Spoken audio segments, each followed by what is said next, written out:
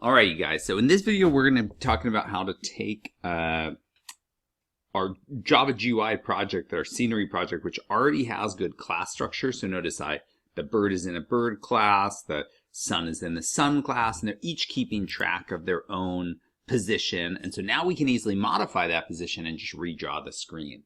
And so once we have that good class structure, we're going to take this and now we're just going to animate it, okay? What I'm going to rely on is this set of Google Slides about the just Java GUI that I made. It'll be shared in the description below the YouTube video. All right, so basically all we need to do to animate this class is we need to have a way to change these private variables, okay? So let's say we just want to move the clouds, okay? So the clouds are just going to lazily drift by. So let's go to the cloud class. And let's make a public. It returns nothing. We could call it move, or I'll call it a float by, okay? And there's nothing going in. If we wanted to, we could like take in it int speed, right? I'm just gonna say this is the simplest possible way to animate. So let's just say float by, okay? So all we're gonna do is say, take that x variable and subtract 1. So it's going to move 1 pixel to the left. So over, and this will get called about 60 times a second. So what this would do is move at a speed of about 60 pixels per second. Again, it's 800 pixels long. So it'll be like 10, 15 seconds. It'll make it across the whole screen. Okay, so I'm just going to go x minus minus. Okay, but the problem is, after like 10 seconds, these clouds are gone out of the screen and we can't see them anymore. So now the position will be way like, drift, drift, drift. Now the position's way out of the screen. So just like we did back when we programmed in Snap, all I need to do is go, well, if the X position ever gets less than, and now what I got to figure out is how much like what range does it get to where it's fully out of the screen. So this is what I'm going to do. I'm say from the starting X position, what's the furthest width we ever get, okay? Well, this is 60 wide. So 60 wide is how wide it is so far. This starts 40 to the right and is 60 wide. So that's a total of 100 pixels to the right of X. And then this is starting 80 pixels over and going 60 width. So that's now 140 pixels to the right of our X value. And then this is 20 plus 60. This is 60 plus 60. So the furthest width it ever gets is 140 pixels wide. So I'm going to say is if this gets less than 150, negative 150. So right, so if it goes to 0, so the top left corner is on the edge, and then it goes to negative 10. Now the top left corner is a little out of the screen, but most of the cloud's still getting drawn on the screen. Then it goes to negative 20, 30, 40, 50, so on and so on. And when it goes past negative 140, now the entire cloud's out of the screen. I give it 10 more pixels as a buffer, and then I just simply say, okay, let's set X equal to the right side of the screen. So you could start it right at 800, or you could give it a little buffer, like 810, okay? And then we'll always do the move to the left. We'll just say, if it ever gets too far, then just reset it to the right side of the screen. All right, so now all we need to do is call on this float by method. Okay, so we have a way to move our cloud. So basically all we do is in the MyPanel class, we just make a little loop. Although where are we going to make this loop? We can't stop paint component in the middle, right? It's got to draw the screen, done. If it only draws half the screen and gets stuck in a loop, you just get half of the screen is gray and your program crashes being like, I couldn't finish drawing. So paint component can't be stopped. You can put lots of stuff in there, but you can't stop it in the middle of drawing, okay? And we don't want to do it in a constructor, right? That just happens once at the beginning when we set it up. We need a place to put a loop. So let's make a separate function. Okay, so public, it's going to return nothing. Let's call it animation, animate, loop, right? Let's call it animation loop. Okay, there we go. It's a really clear name. Takes in no input. So once we start this function, we're just going to start a forever loop. Okay? And so this says, once called, this will loop in animation forever, okay? And this is our forever loop, okay? So it just starts once, right? We call this function once, it starts the loop once, and basically all we're gonna do is we're gonna say wait for some time, Then we're going to say, I'll do a little line here. Then we'll say change something. And then we'll say redraw the screen. Okay, so two of these are pretty straightforward. If I'm going to change something, well, I wanted to tell the cloud to drift, right? So I'm going to go cloud1 dot, I think we called it float by with no parameters. Let's just double check. Float by, yeah. Okay, and then we're going to do the same thing to cloud2. So cloud2 dot float by. Okay, and then to redraw the screen, you simply call repaint. And so what repaint does is it just says, hey, paint component draw again.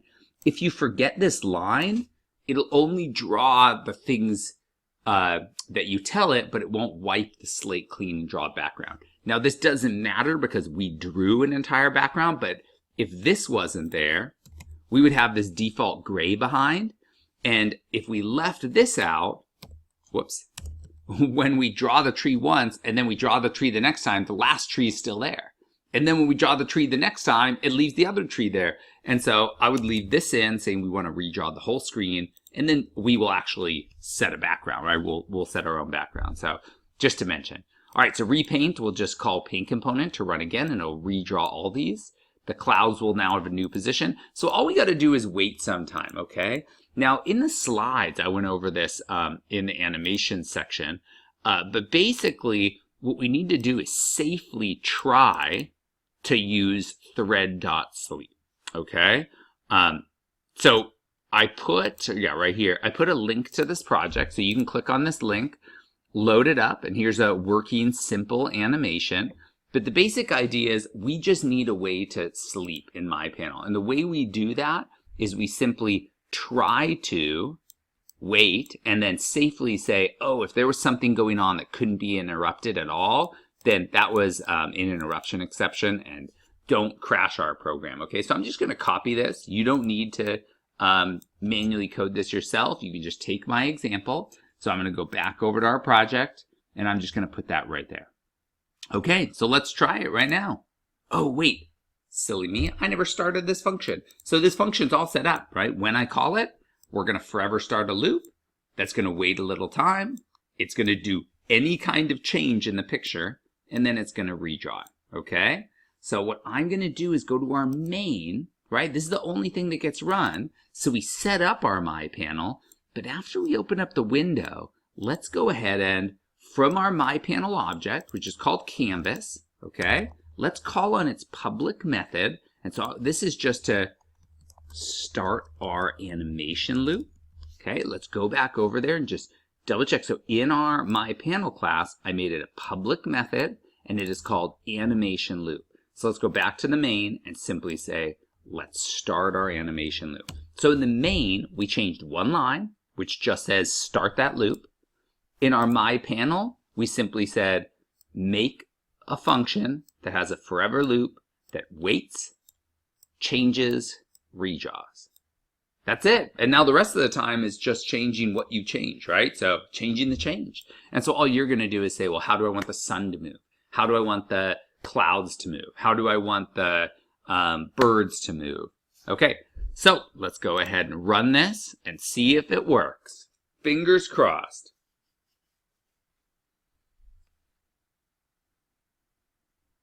Oh, the speed is blinding.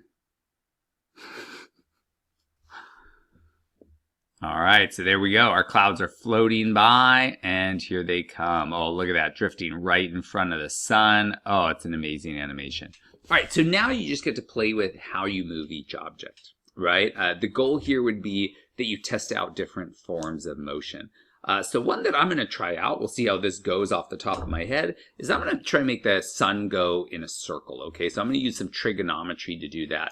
The easiest motion is up, down, left, right? You add or subtract, right? A little harder is, well, maybe you use some linear, just algebra 1, and you start like moving along a line. And what I've done is I've made a bunch of examples.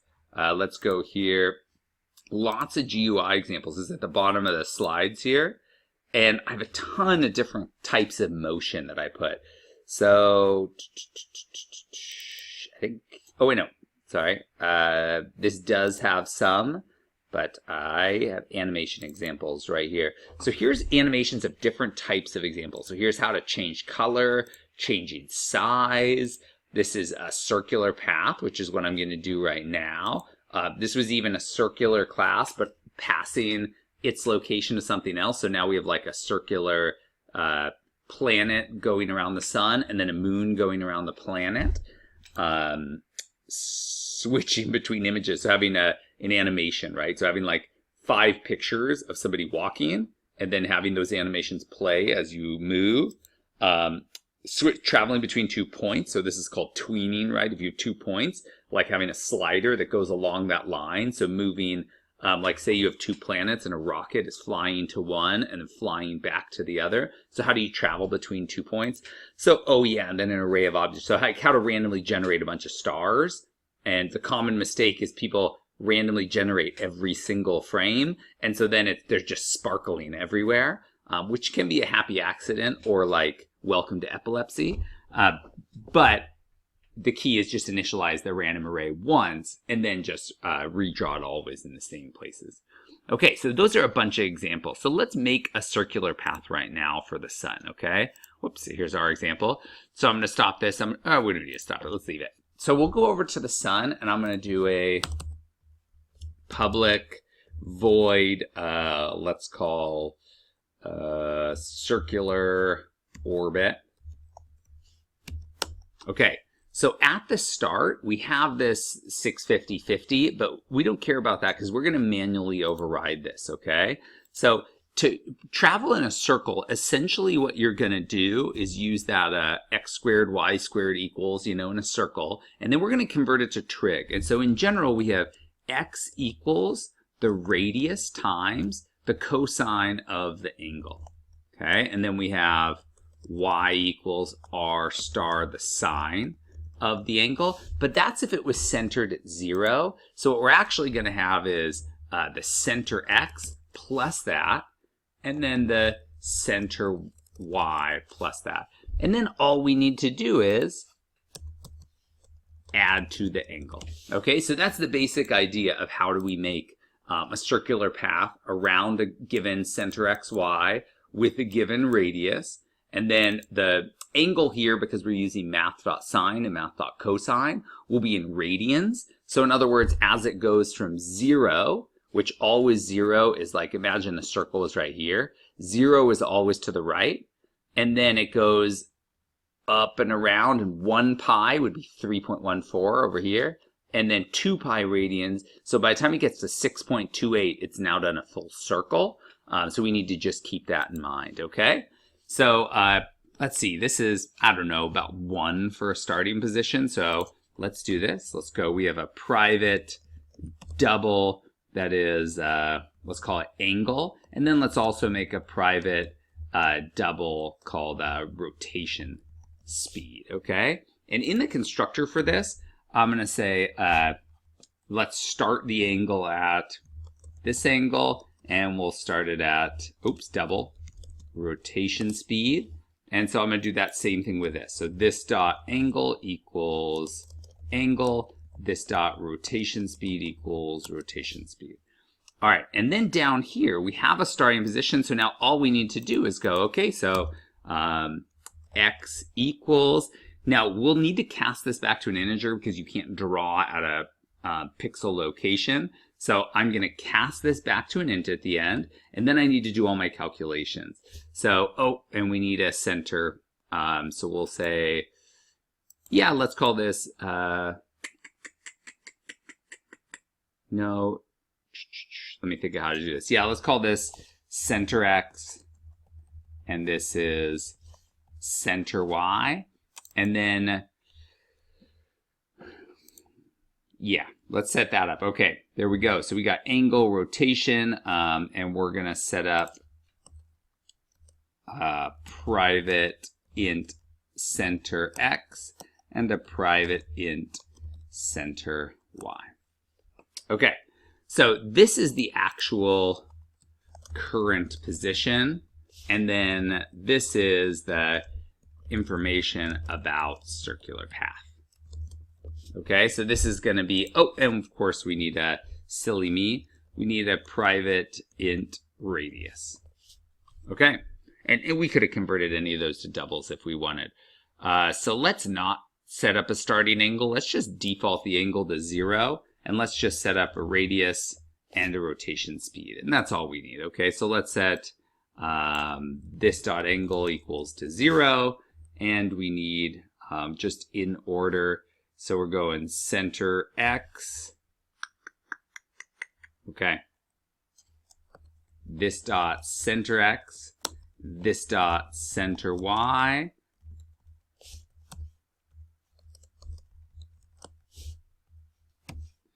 and this dot radius equals radius.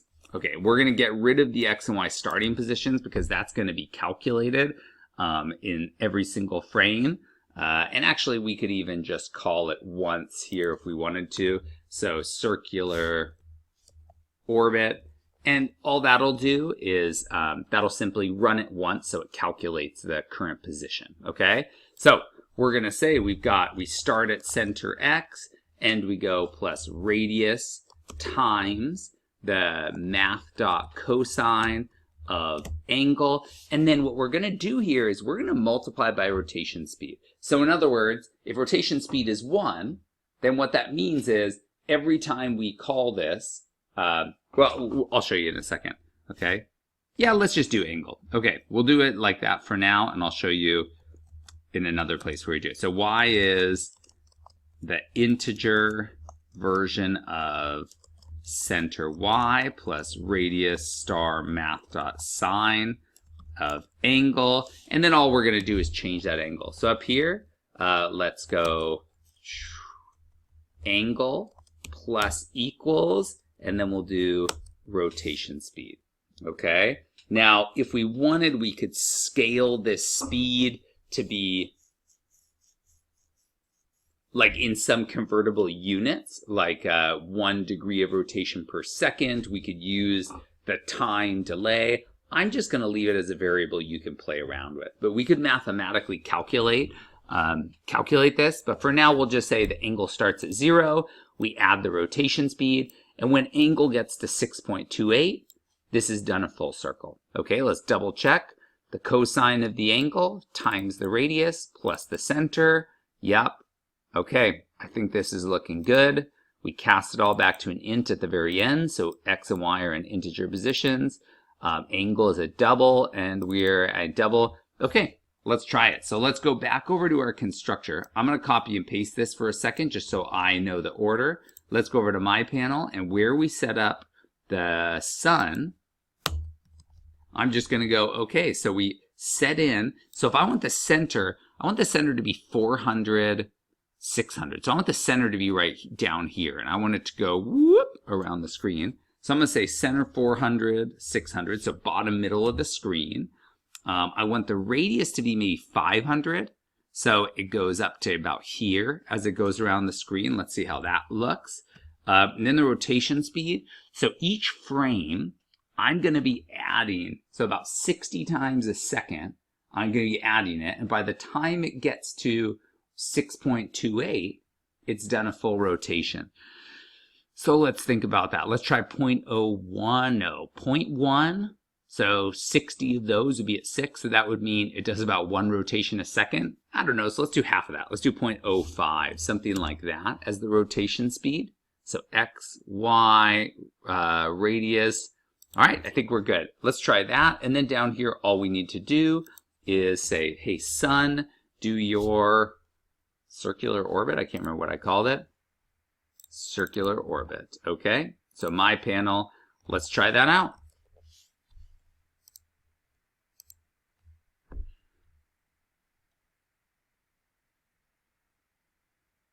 Oh, that anticipation. Woo! That is happening pretty fast. You're getting some artifact in here. But there's a version. Okay, so let's go down to a speed of about 0.01. If we want it to go counterclockwise, we could go over here and say minus equals rotation speed. Again, I'm just going to try and run it. We'll see if it's going a little slower. We can maybe make the radius a little bigger because it looked like it was going over the grass. It was coming up maybe a little too low on the sides. Yeah, so let's make that a bigger radius. So instead of 500, we want it to go up maybe, well, yeah, let's do the whole 600, okay? So let's do back in the My panel where we set in all the parameters. Let's do a radius of 600, and let's try that. So this is how now you get to play with it, right? You're setting in all these variables where you can start changing the color, and then you have in here this adjustable speed. And so that lets you in another class really play with it and see what you look like. All right, boom, there we go. I'm actually one last time going to slow that down a little, and that'll be where we stop today. So let's say a third of this, give or take. So, whoa, I just meant to add an O, not a point. Okay. I hope you guys enjoyed that video. Again, just to really quickly summarize what we did, really there's just 3 small changes you make. Let's see this. Oh, that's amazing. Yep, I like it. Okay, so what we did is in some class, say cloud, all we did was make a method to change these private variables in some way, right? The easiest is add or subtract to the position. It moves left, right, diagonal, or if you're adding like 3 to the x and 5 to the y, you're going over 3 up 5. So in other words, you're sliding a diagonal path, and now the slope is positive 5 over 3. You can use the x and the y and make it go in any direction. And then if it goes out of the screen, bring it back. So you don't just have to keep making new objects, just have it loop around. So we make some method to change those private variables. And then in the main My panel, you make a public function that, you make a public function with a forever loop, and the forever loop has 3 things in it. Wait for some time. This is the number of milliseconds. You can absolutely change that. And then change something. So call on your method you made to change it, and then redraw the screen, right? So all you need to do is make this function in the change. You can copy and paste my animation loop, and all you do is your change function is a little bit different. And then in the main, you just start that animation loop by calling on your My panel object, right? So you could use a lot of the code from mine and just copy and paste it. These will be linked in the description. All you need to work on is what motion are you going to put in for these public methods. So I showed you a circular orbit. I showed you some horizontal movement. And then again, at the end of these GUI slides here, there's lots of different examples. And when you click on this and it brings you up to this folder, number 3 is all sorts of different types of motions and animation. And have some fun with this. All right, you guys, enjoy.